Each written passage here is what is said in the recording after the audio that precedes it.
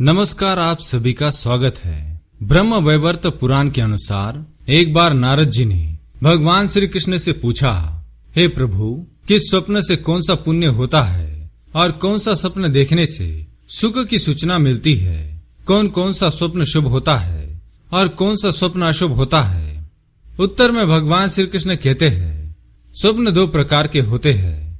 जो बुरे फल देने वाले होते हैं वे दुस्वप्न होते हैं, और जो सदा पुण्य फल देते हैं उन्हें सुस्वप्न कहा गया है।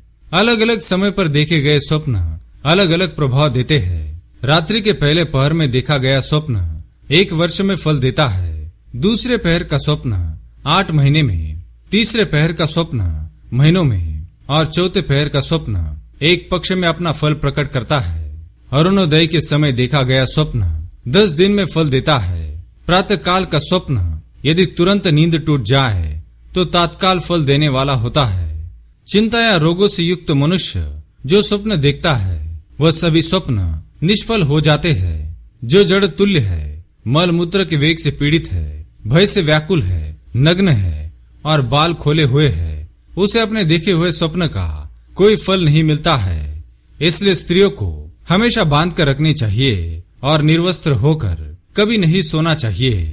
किसी नीच पुरुष से, शत्रु से, मूर्ख मनुष्य से अथवा किसी अन्य व्यक्ति से रात्रि में देखे गए स्वप्न की बात कहने से मनुष्य को विपत्ति, दुर्गति, रोग, भय, कलह, धनहानि एवं चोर भय का सामना करना पड़ता है। इसलिए मनुष्य को कभी दूसरों को नहीं बताना चाहिए। आइए जान लेते हैं वह कौन से स्वप्न है जिनके बारे में मनुष्य को कभी दूसरों को नहीं बताना चाहिए। सबसे पहली बात, प्रकृति से संबंधित सपने। यदि कोई व्यक्ति ऐसा सपना देखता है जिसमें वह स्वयं को प्रकृति के बिल्कुल करीब पाता है, सपने में समुद्र, खूबसूरत पेड़ पौधे, पहाड़, नदी जैसे सुंदर रमणीय दृश्य दिखाई देते हैं, तो इन चीजों को देखने का अर्थ यह है कि उसे जीवन में कोई बड़ी सफलता मिलने वाली है और उसका अच्छा समय आने वाला है। इसलिए मनुष्य को इस सपने के बारे में जागने के बाद कभी दूसरों को नहीं बताना चाहिए।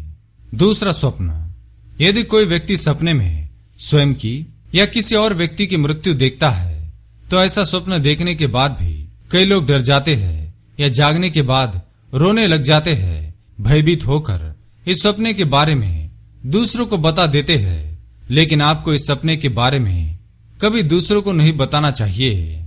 सपने में किसी की मृत्यु का दिखाई देना आपके जीवन से किसी बड़ी परेशानी या किसी बड़े संकट के टल जाने का इशारा होता है। इसलिए जागने के बाद इस स्वप्न के बारे में कभी दूसरों को ना बताएं। तीसरी बात, सपने में सांप दिखाई देना।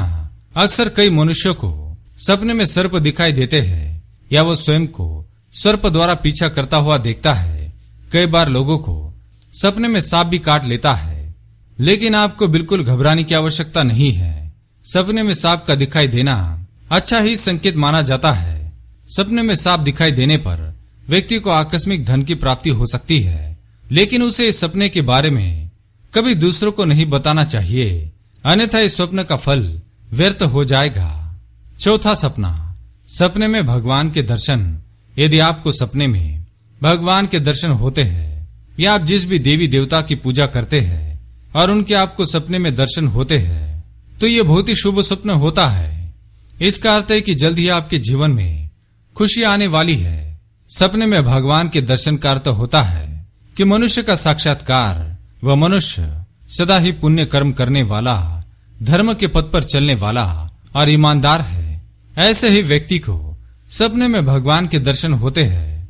इसलिए यदि आपको सपने में किसी देवी देवता के दर्शन होते हैं तो इस विषय में आप दूसरों को कभी ना बताएं, नहीं तो इस स्वप्न का फल भी निष्फल हो जाएगा।